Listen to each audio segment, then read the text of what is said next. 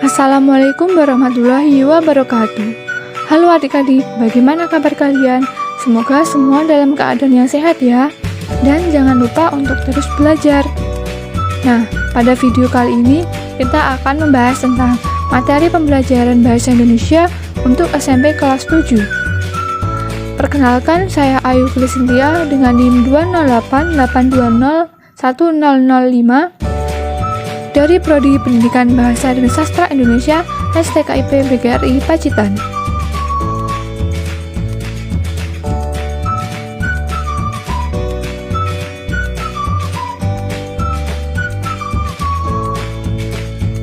Untuk bab yang pertama, kita akan belajar tentang tes deskripsi. Nah, apa sih tes deskripsi itu? Untuk menjawab pertanyaan tersebut, mari kita simak video berikut ini.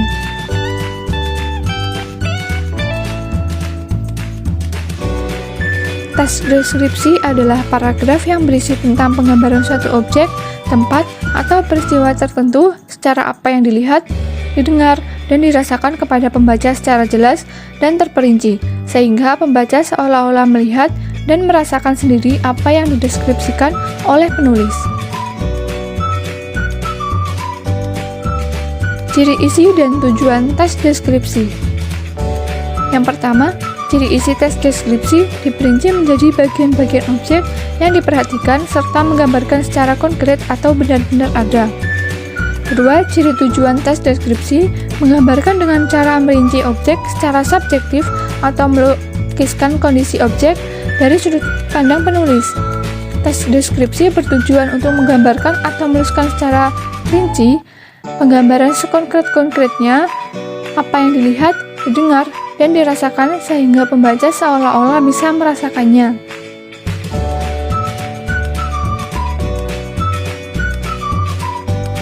Struktur tes deskripsi.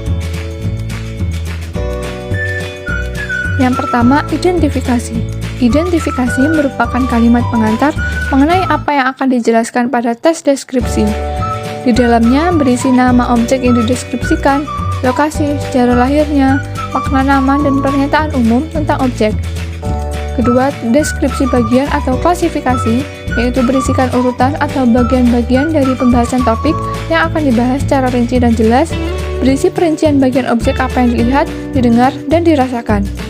Selanjutnya, penutup, berisi kesimpulan atau sebuah rangkuman dari penjelasan yang disampaikan. Ciri kebahasaan tes deskripsi. Yang pertama, penggunaan kalimat perincian untuk mengkonkretkan. Kalimat perincian adalah kalimat yang fungsinya merinci kalimat yang sifatnya umum. Kedua, penggunaan kalimat yang menggunakan serapan panca indera. Maksudnya adalah kalimat yang ketika disajikan akan membuat pembacanya seolah melihat, mendengar, meraba, merasa, atau mengecap.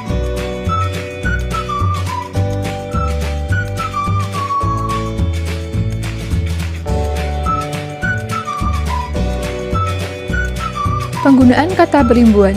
Kata berimbuan adalah kata yang memiliki imbuan, misalnya memakan, melihat, menyayangi, dan sebagainya. Penggunaan sinonim.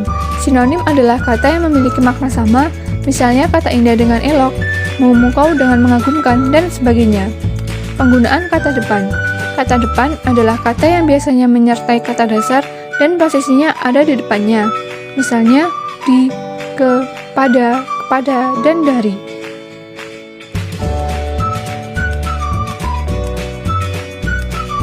Penggunaan kata khusus.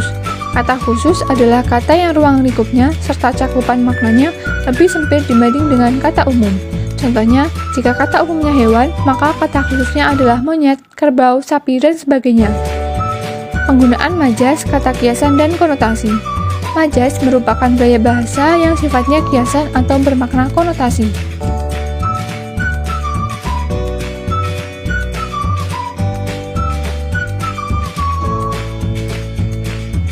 Kata kiasan. Kata kiasan adalah kata arti yang indah tetapi tidak menggambarkan makna yang sesungguhnya, hanya sekedar hiasan dari makna. Kata kiasan dipakai untuk memberi rasa keindahan dan penekanan pada hal yang akan disampaikan. Contohnya, angin laut mengelus wajah. Makna konotasi. yaitu makna yang tidak sebenarnya atau mempunyai arti yang lain. Contohnya, Maya mempunyai paras cantik sehingga menjadi bunga desa. Nah, bunga desa di sini artinya adalah gadis yang ada di wilayahnya. Untuk contoh tes deskripsi, kalian bisa menyimak pada tes berikut ini ya.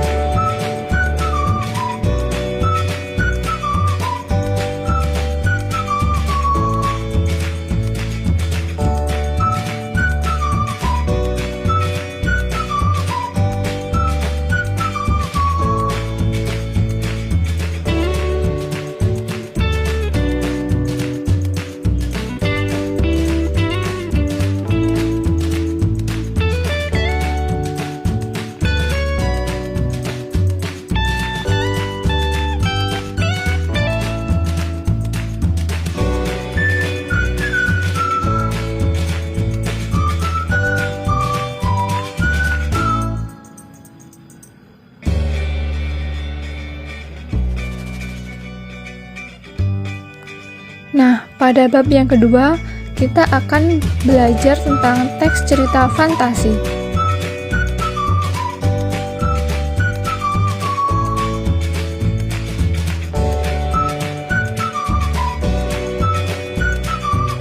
Nah, apa sih teks cerita fantasi itu?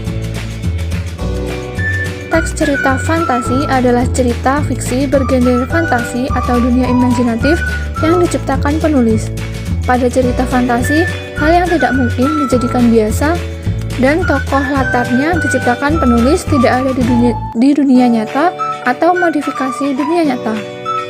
Tema fantasi adalah magic, supernatural, atau futuristik.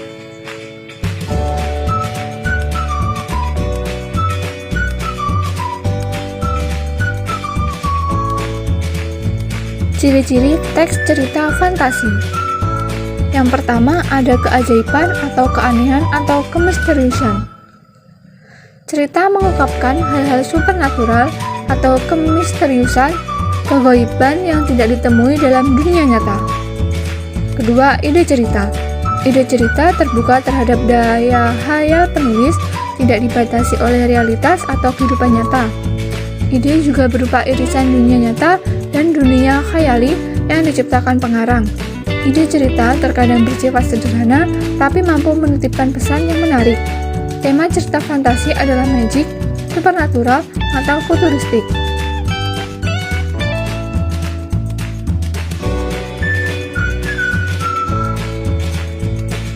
Menggunakan berbagai latar atau lintas ruang dan waktu. Peristiwa yang dialami tokoh terjadi pada dua latar, yaitu latar yang masih ada dalam dunia sehari-hari dan latar yang tidak terdapat dalam kehidupan sehari-hari. Alur dan latar cerita fantasi memiliki kekhasan.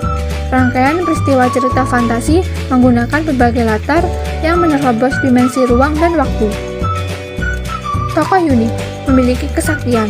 Tokoh dalam cerita fantasi bisa diberi watak dan ciri yang unik yang tidak ada dalam kehidupan sehari-hari. Tokoh memiliki kesaktian tertentu.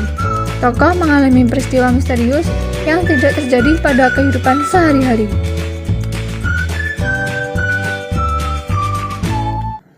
Bersifat fiksi.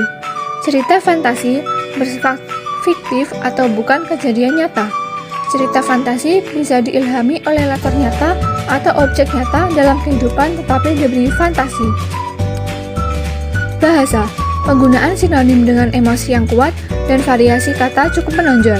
Bahasa yang digunakan variatif, ekspresif, dan menggunakan ragam percakapan, bukan bahasa formal.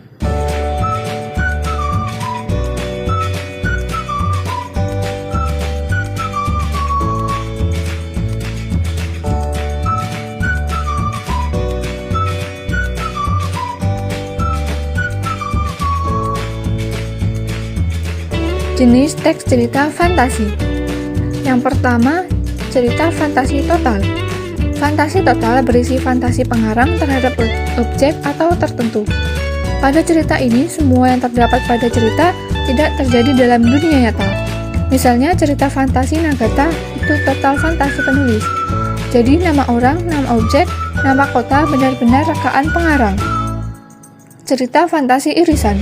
Cerita fantasi irisan yaitu cerita yang mengungkapkan fantasi tetapi masih menggunakan nama-nama dalam kehidupan nyata. Misalnya nama tempat atau peristiwa.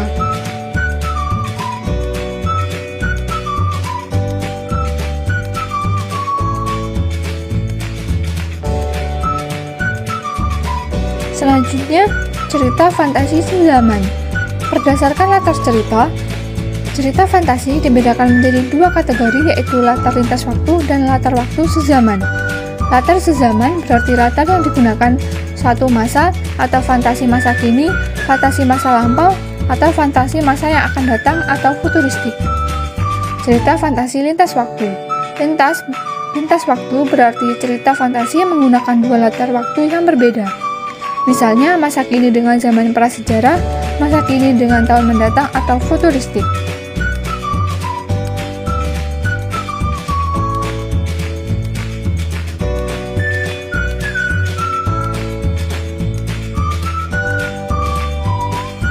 Struktur teks cerita fantasi. Yang pertama, orientasi. Berisi pengenalan tokoh, latar, watak tokoh, dan konflik. Kedua, komplikasi. Berisi hubungan sebab akibat sehingga muncul masalah hingga masalah itu memuncak. Ketiga, resolusi. Berisi penyelesaian masalah dari konflik yang terjadi.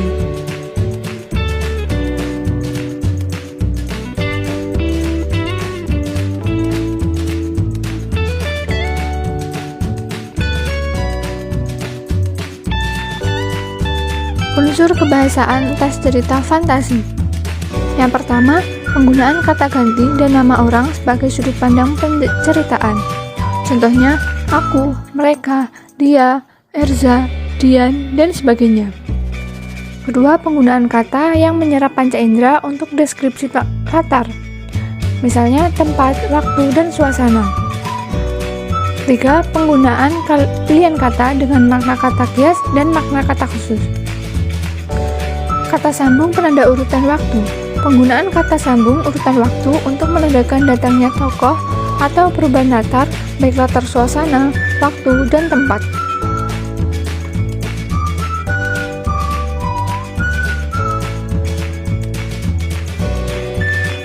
Selanjutnya, penggunaan kata atau ungkapan keterkejutan. Penggunaan kata atau ungkapan keterkejutan berfungsi untuk menggerakkan cerita atau memulai masalah. Contohnya, tiba-tiba seorang alien yang berukuran lebih besar datang. Penggunaan dialog atau kalimat langsung dalam cerita. Contohnya, raksasa itu mengejar kita, teriak Fona kalang kabut. Aku terkanga mendengar perkataan Fona, aku segera berlari.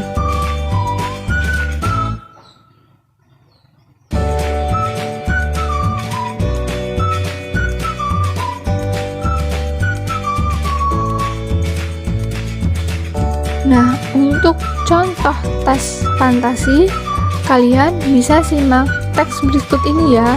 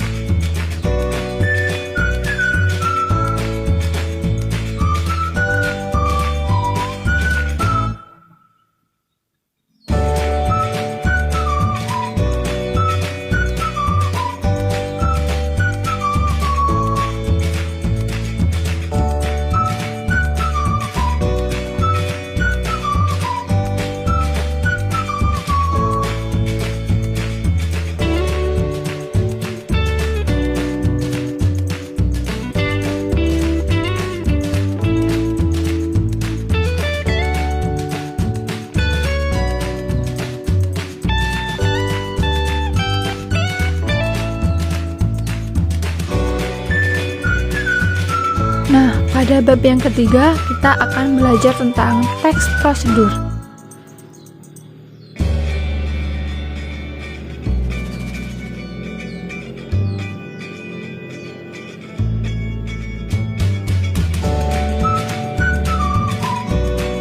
sih teks prosedur itu?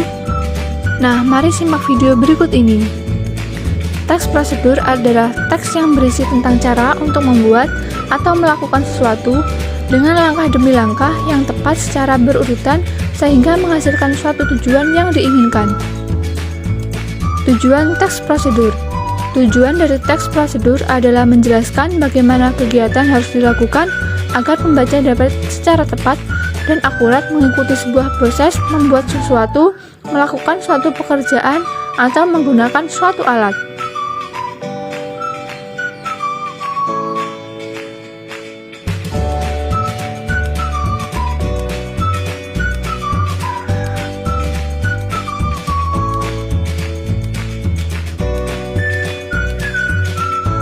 Selanjutnya, struktur teks prosedur.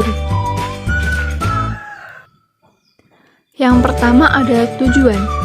Pada awal pembuatan teks prosedur, penulis biasanya memberikan penjelasan terkait tujuan dalam penyusunan teks prosedur. Hal ini juga bisa menginformasikan hasil akhir yang akan dicapai. Kedua, material atau bahan-bahan merupakan hal-hal apa saja yang perlu dipersiapkan dan yang dibutuhkan dalam pelaksanaan atau pembuatan kegiatan tersebut. Bagian ini berisi informasi tentang alat atau bahan yang dibutuhkan dalam pelaksanaan kegiatan.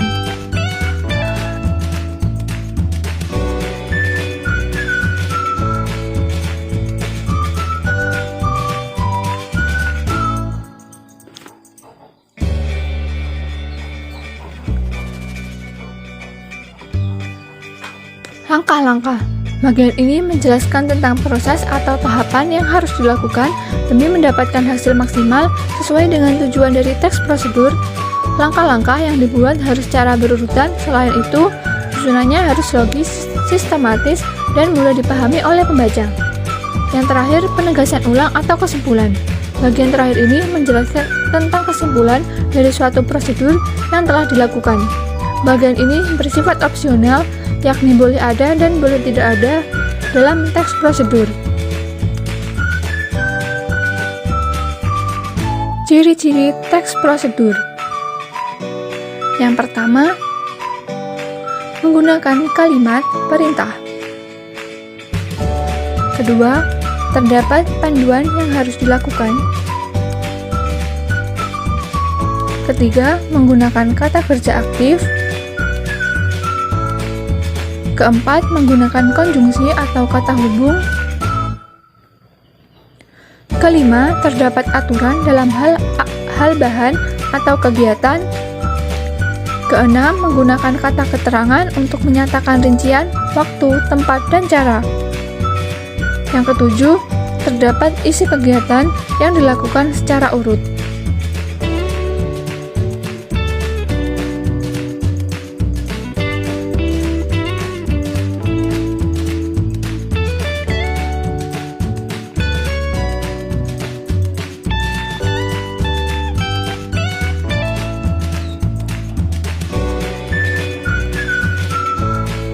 Selanjutnya ada jenis-jenis teks prosedur. Nah, yang pertama, teks prosedur sederhana. Teks prosedur sederhana hanya berisi 2 atau 3 langkah saja. Contohnya, prosedur untuk mengoperasikan setrika. Teks prosedur kompleks. Teks prosedur kompleks terdiri atas banyak langkah dan jenjang untuk tiap tahapannya. Contohnya, prosedur pembayaran tilang oleh polisi. Ketiga, teks prosedur protokol. Teks prosedur protokol merupakan teks prosedur yang langkah-langkahnya bisa dibolak-balik, tapi tujuan tetap bisa tercapai. Contohnya, cara memasak mie instan.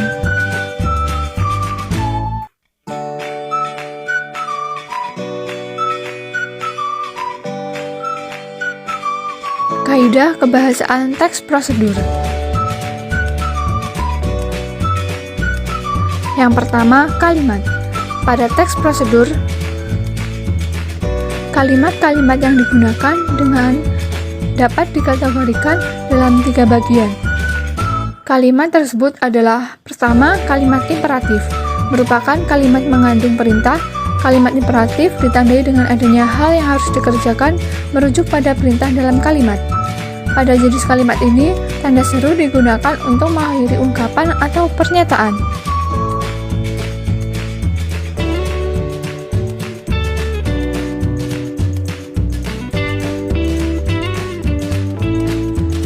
Yang kedua, kalimat deklaratif.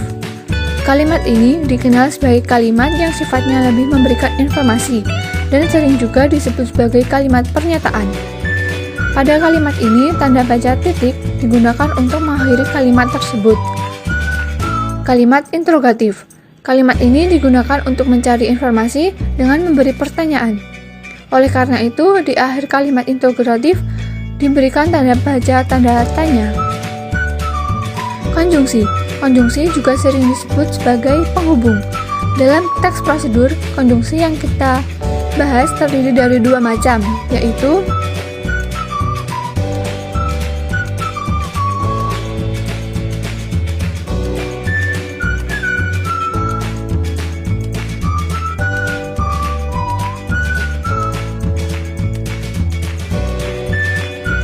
yang pertama, konjungsi persyaratan. Nah, konjungsi persyaratan adalah kata penghubung yang menyatakan syarat. Contohnya seperti jika, bila, andai, kalau, dan asalkan. Konjungsi temporal. Jenis konjungsi ini sifatnya merupakan kata penghubung yang menandai urutan waktu. Contohnya seperti lalu, kemudian, selanjutnya, dan setelahnya. Ketiga, numerilia. Numerilia merupakan kata bilangan yang digunakan untuk mengurutkan langkah-langkah dalam teks prosedur. Misalnya, pertama, kedua, ketiga, keempat, kelima, dan seterusnya.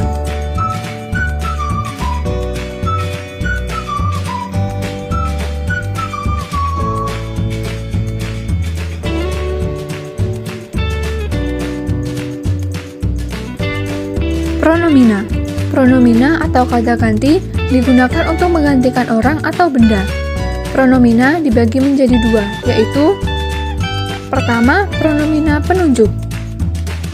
Kata ganti untuk menggantikan benda, contohnya yaitu itu dan tersebut.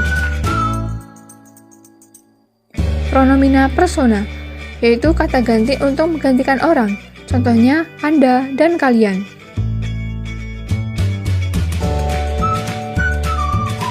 Verba. Kaidah kebahasaan terakhir dalam teks prosedur adalah verba atau kata kerja.